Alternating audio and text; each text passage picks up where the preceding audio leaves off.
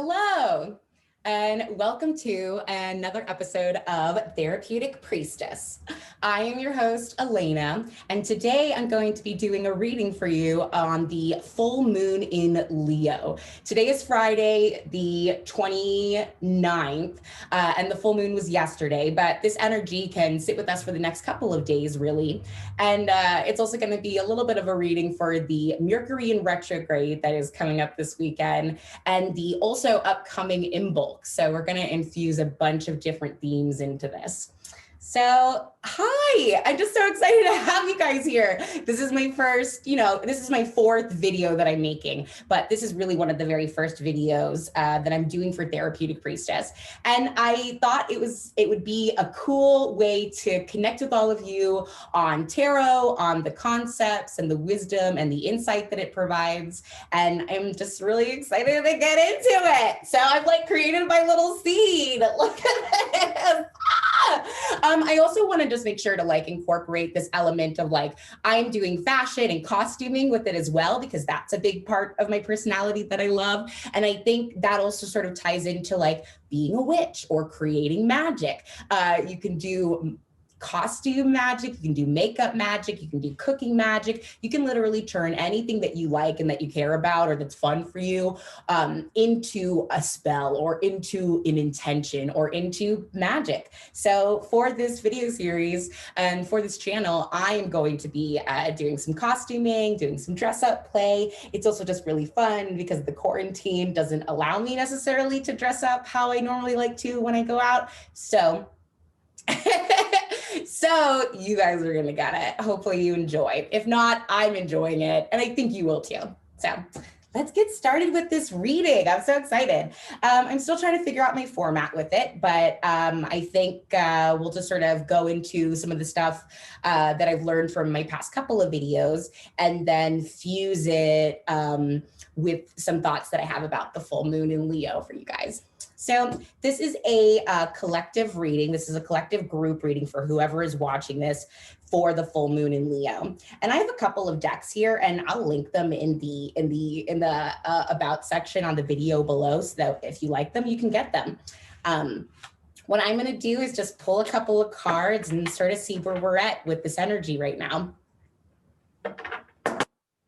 Something about the full moon in Leo, for anybody who's sort of just starting to get into tarot or into astrology, I think it might be good for me to give a little bit of background information on it. So a full moon, we have full moon, new moon, waxing, waning, all of these sort of spaces in between. And they each sort of represent a different concept or idea or way that we can live our lives. And with the full moon, we have culmination and harvest and all of the energies coming together. And with Leo's energy, it's a fire sign. It's in the 5th house, I think. So it's all about children and drama and creativity. So if you know a Leo, or if you are a Leo, shout out to my Leo suns right now, or my Leo moons. Or if you just have an important Leo in your life, or you like this energy, this energy is playful and fun and creative. And especially with it being on the full moon, this is sort of a culmination or a harvest of that creative energy. And of course, there are multiple other planets in our astrological chart that are affecting us in different ways, but we can really sort of see this time right now to tap in with what is creative and what's important to us. So I'm just going to pick a couple of cards here.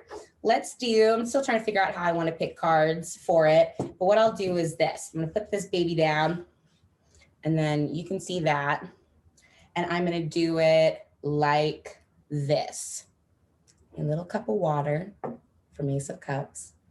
And I'm going to choose one. What do your angels, what do your guides, what are your spiritual guides and the beings and your ancestors and your descendants want you to know right now?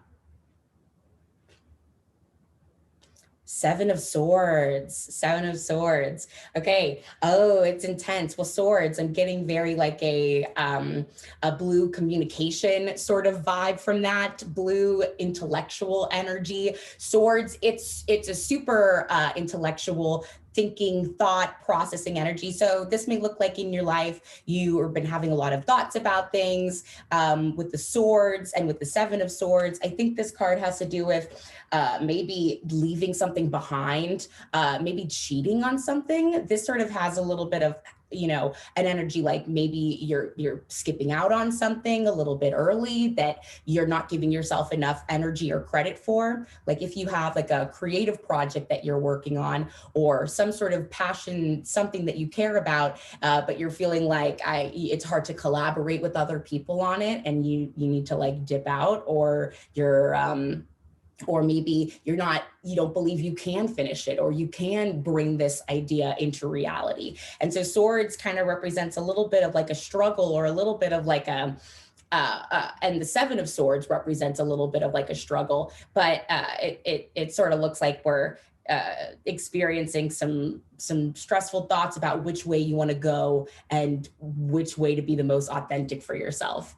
So that's like my initial interpretation. I'll kind of see how it relates to the other cards. It might be fun to do like a few different decks. So I'm going to do this one and I'll put this one here. And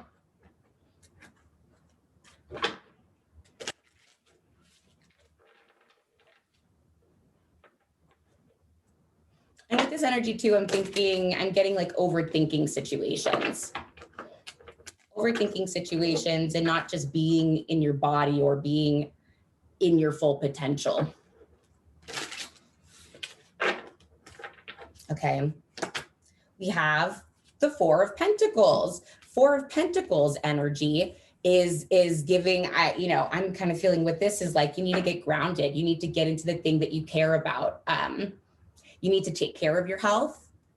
This, for some of you guys, this means you need to take care of your health. You need to garden maybe, or eat good food, or have a yogic practice, or sort of get into something where you feel successful and good at it. This might be meaning just like cleaning up your area and your house a little bit. I know a lot of us are like staying home a lot right now. So utilizing your space really well and treating it nicely so that you can feel like you can create something in there rather than there's just all these sort of dead areas that haven't been moved around in a while, or there's like a stack of papers over there, or it just doesn't feel like you're able to create anything. So take care of your body, take care of your materials, take care of your things. Okay, let's do another one. The Moon, but it kind of came out in reverse. The Moon in reverse. Okay, all right. With this Moon energy, we have the Swords and the Pentacles, but then with the Moon in reverse, this is like, we're at a full moon right now, but what I'm sort of thinking about with this energy is that not everything is ready to be revealed just yet. And you may need to trust in the process. And you may need to also trust that your subconscious or that your conscious is driving some of your choices and some of your passions and your desires. And it may not be totally obvious where you're getting pulled to right now, but to trust your intuition and to trust that the pattern and the cycle of life, that you're going to be able to have it revealed to you eventually. So there might be things that are coming up in your life that don't totally make sense, or you might be seeing past like shadow behaviors in yourself or in your partner or in the people that are around you. So this is sort of saying protect your energy a little bit. And interrelated with these cards, this is like, don't cheat out on your projects, get into your projects, take care of the things that you need to take care of, and try to use this energy after the full moon as a letting go, of a place of releasing. Because we are coming up on this Mercury in retrograde, and that's going to give us a lot of opportunities to work through our shadow self and our challenges and the way that we communicate with other people. So that's good so far. I'm going to do just a couple more. What do we need to know? What do you need to know for the future going into this weekend of the 30th, the 31st? What do you need to know going into this weekend? What do we got? Is that the World? The world. Oh my God. Okay, excellent. Well, okay, cool. The world, I think this energy is giving us a communicate your truth, rein in all of these impulses that you have about wanting to go one way or wanting to go another way, and sort of fuse them in together. You know, it's sort of like the temperance, the chariot and the temperance. We're looking for an energy where you are able to bring in all of these different elements, you know, as the world card does. You bring in all of these different elements together and you're weaving them and integrating them, but they're staying separate energies. So a way that I can explain this is like divine masculine and divine feminine. And you can think of divine masculine as action and think of divine feminine as alignment. This was something that I heard from one of my tarot teachers at the Minx and Muse studio here in Austin, Tara Valkyrie, I'll say her name, alignment and action. And these energies don't need to be mixed together like in a Piscean way where they are completely mixed into a new alchemy thing. They are still two separate energies, but they work together. And you can bring these different parts of yourself into your life. So what this might look like is you taking your creative ideas and your creativity and your ideas, and then fusing that with your discipline and your commitment to create things. So in your life, this could be if you're an artist and you love to draw and you love to paint, then this may be you carving out a time in a schedule where you're doing these things. Or if you are, you know, working in a professional job, this could be you taking that time to weave in that creativity, to innovate and to do new things in your field. But this could be it no matter what it is in your life. Like if you like to garden or you like to cook food or you like to take care of a pet, this is you integrating both the making sure that the action is followed through with the creative idea. It's like a creative problem solving energy. So I think that's super cool for the full moon in Leo. I think what we're really getting is to bring in this creative energy, let it fill you up, that Leo magnanimous, exciting, fun, cool, creative, childlike, sort of dramatic, big energy, and then weaving that into discipline and into commitment, because we are seeing that with the Seven of Swords that there is a fear of moving forward with this idea, or maybe a feeling of maybe wanting to cheat out on something, or wanting to, if not cheat out, wanting to maybe, get out of it too soon when you haven't completed your work yet. And I sometimes it feels like something hasn't come just yet. You haven't gotten the thing just yet, and you want to leave it because you don't think it's going to happen. But this is saying you need to put in the work, and find work that you enjoy too, because it has to do with your vision.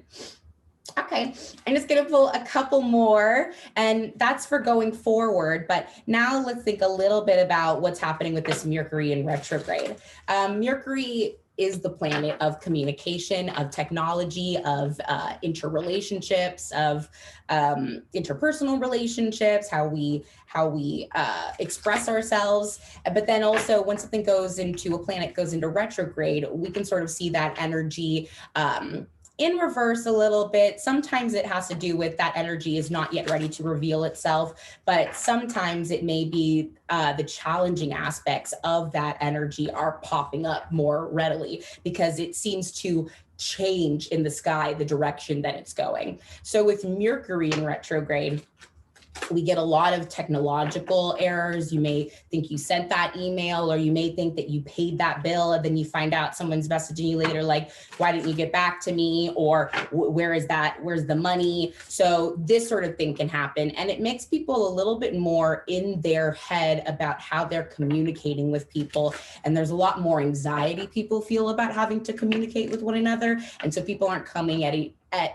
their relationships and how they talk to one another in an authentic and clear way. So knowing that this energy happens during this time is actually really profound, because it helps you develop the skills of communicating clearly and really listening to yourself about what you need and what you want, what you need and what you want, and what you not. But so with this energy, let's think about a couple of the lessons that we may want to hear from our ancestors, from our descendants, from our or spirit guides, from anybody who's an ally. Let's see what energy we're pulling forward for that. This is the Seven of Wands. Well, we got another Seven of Wands. This is the Afro-Brazilian Tarot, and it's really beautiful imagery. All of these are beautiful imagery, but I'm excited about this one. So with the Seven of Wands, this is a similar energy to the Seven of Swords. I'm going to look at my little thing right here and see if I can just get a sort of keyword on it. With the Seven of Wands, this is like a changing in the energy, and it's sort of like the contraction or the bottom line, or where the stakes are hitting. So with the seven and with it in Wands, this is sort of the fiery, passionate energy that we're talking about with Leo. And it's also about having courage to overcome something, or courage to make your way through something. So I think what this is saying is, going into this Mercury in retrograde after coming through this full moon, use this courage and this insight that you're gaining about yourself and how you communicate to stand up and have these conflict resolution, challenging conversations with people. Or it may also kind of mean that those big conversations don't necessarily need to happen during this time. Or it may mean that these conversations are seeming much bigger than they are, because communication is a little bit wonky. But relax, give yourself a break. It's okay. Have the compassion towards yourself so that you don't feel like you're going to get overwhelmed during the miscommunication. But for courage, I think this being a courageous card and tying it into the Leo energy is you have what you need to deal with the situations and the challenges in your life at hand right now. You have what you need. All of the things that you've been through in your life have set you up ready to meet this new challenge or this new situation with everything that you need to. And it may not end up looking exactly how you think it will look, but you will gain the insight that you're supposed to, because it's already perfect. It's already done. You're already living in divine time. So a little bit of courage is needed. And let's see, as we embark on the season of Bridget of Imbolc, starting this next Monday, Tuesday, what is Bridget's blessing? Bridget is the Norse goddess, and she alchemizes fire and water, and she represents transformation. So as we go into the season, you are also under this influence of transformation, of things, of you making, you realizing your potential, you living in your fullest, you living in your passions, and you making the transformations in your life that you want to see happen. So what do we want to see in relation to Bridget?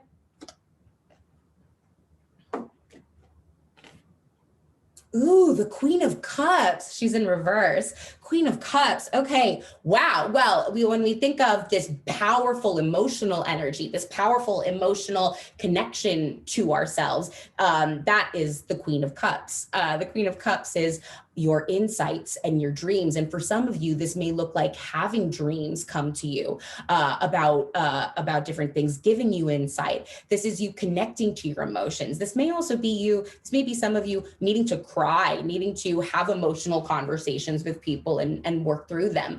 And this may also be, have courage from the Seven of Wands as you're going into these emotional places, and know that it's okay for you to feel these big feelings. This is all part of the human experience, and you are allowed to feel these. More so, you're allowed to enjoy them too. So get into your feelings, get into your insights and the wisdom that you're feeling from what you feel. Because sometimes when we're over intellectualizing something, or sometimes when we're too grounded or in our body, we're missing out on where our feelings are showing us where we can go or what we can do. Yeah. And so feel through your feels. Okay, I'm going to do one more card, and this will just sort of be an overall card. What are your spirits trying to tell you?